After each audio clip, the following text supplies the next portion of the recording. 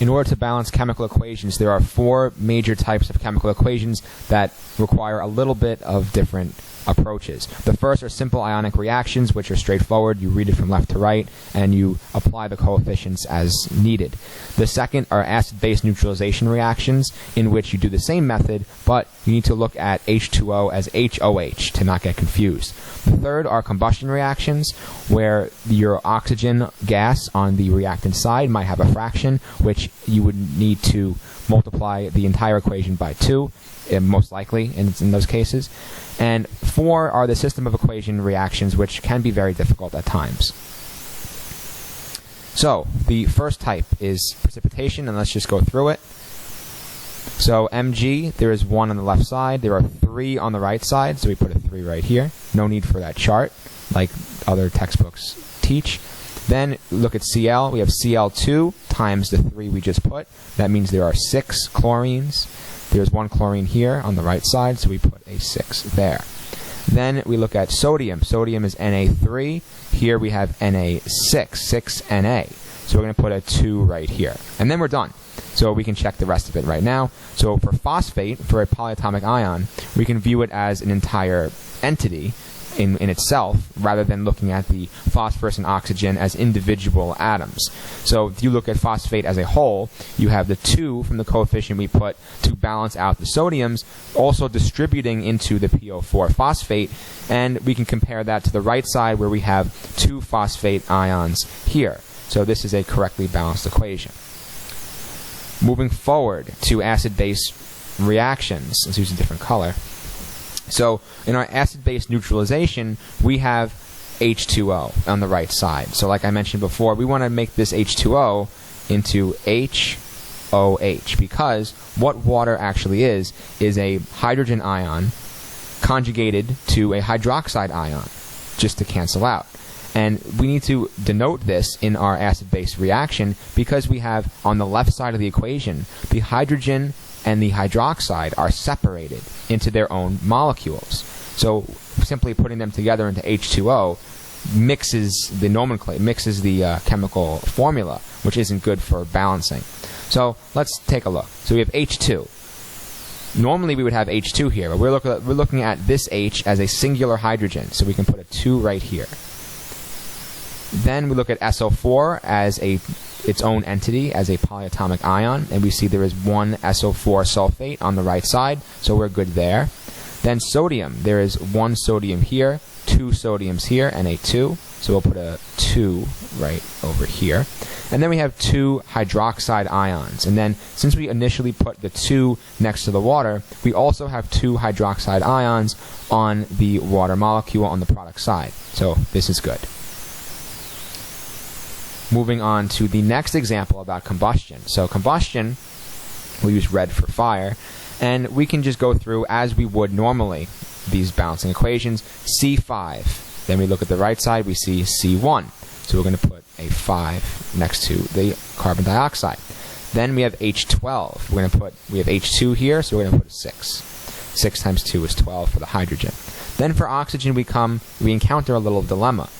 In this case, not really, but sometimes you might have to multiply by a fraction. You might have a fraction that need to multiply by a whole number. But in this case, let's calculate the number of oxygens on the right side. 5 times 2, you have 10. 6 times 1, you have 6. So you have 16. In order to make the O2 on the left side cancel out, you need to put an 8. Sometimes you might have 5.5, 6.5 as the fraction for the oxygen, in which case you need to multiply the entire equation by whole numbers, most likely 2. Then we have the fourth type, which is systems of equations, which can get pretty difficult. So this is where the first 3 types of solving techniques don't work, and you end up with an infinite loop, and you don't really know where to go, and you get confused. So what I would do is you write every coefficient is going to have its own variable, and we're going to solve the system of equations using these variables and determining relationships for them. So we have A through E. So let's look at copper. So copper is the first element we're going to talk about, and in the left side of the equation, there is a singular copper. On the right side, there is a singular copper. So this means whatever the coefficient is for A, whatever the coefficient of C needs to be identical. If you have 1 here, it has to be 1 here. So we know that A is going to equal C. Looking forward as hydrogen, so hydrogen, we have 1 hydrogen on the left side, and on the right side we have 2 hydrogens. So for hydrogen, we know the equation is going to be B equals 2 times E, because it needs to be 2 of these to equal 1 of those. So in other words, the B needs to be twice as many as E. Now looking at nitrogen. So nitrogen, we have 2 sources of nitrogen on the right side and only 1 on the left. So on the left we have a singular hydrogen, so we're going to have B again is going to equal, instead of just 2E, this time we have 2 hydrogens in this C coefficient molecule. We have NO3, 2. So this 2 distributes into the nitrogen. And you have 2C, and then you have a singular nitrogen on the D coefficient, so 2C plus D. Then for the last element, oxygen, you're also going to use B. So since B is the only source of oxygen, you're going to have 3B, because it's O3, equals, oxygen is in 3 sources over here, you have 6 oxygens here in the CuNO3 2, so it's going to be 6C, and then you have 1 oxygen there, plus D, and then 1 oxygen on E, so plus E. Okay, so now we can solve. So let's look at, there's many different ways to approach this, but let's take the most efficient path. Now, what we can do first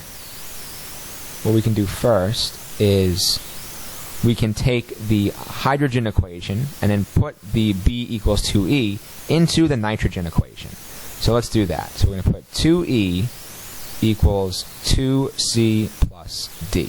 Just like we did there, we're combining these 2 equations. Then we can solve for D. So if we solve for D, we have D equals 2E minus 2C. Okay. So now we can take that equation and we can put it into this big equation right here to get an association, or to get some kind of relationship between C and E. So there's actually 2 ways to approach this.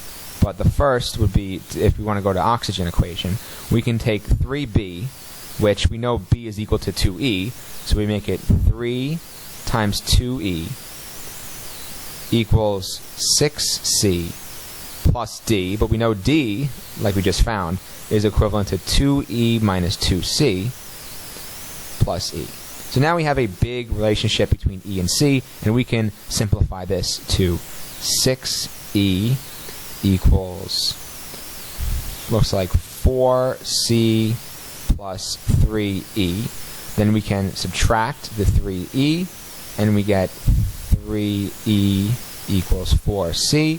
And we can have a simplified ratio of E to C. So if we divide E and divide E on both sides and divide 4 on both sides, you have 3 over 4 equals C over E, which means that C is equal to 3, E is equal to 4. Okay, so we're almost done. That's the hard part. Now we can just go back and we can, now that we have E, we can get B, and we can get C. So A is going to equal C, so A is equal to 3 as well. And we know that B is equal to 2 times E. E is 4, so B is going to be equal to 8. And then we have A, B, C, and we need D left. So D, we know, is 2E minus 2C. So D is now 2 times E, which is 4, minus 2 times C, which is 3. We have 8 minus 6 is 2. So D is equal, it's not a good line, D is equal to 2. Okay. So now we can put in our variables to the equation, our numbers, and we can see if it works out, and we'll check our work. So we'll put them in green. So A is going to be 3, B is going to be 8, C is going to be 3, D is going to be 2, and E is going to be 4. So let's check this. 3 copper, 3 copper. Good. 8 hydrogen, 8 hydrogen. 8 nitrogen, 3 times, so we have 8 nitrogen. Then we have, on the right side, we have 2 times 3, so that's 6 nitrogen, plus 2 nitrogen, which is 8 nitrogen. Then we have our oxygen, we have 8 times 3, which is 24. So now we have, on this, right here, we have 6 times 3 is 18, plus 2 from here, from the NO, and then plus 4, which is also 24, and that works out. So that's how you solve those system of equations. And now you should be comfortable solving every type of balancing equation problem.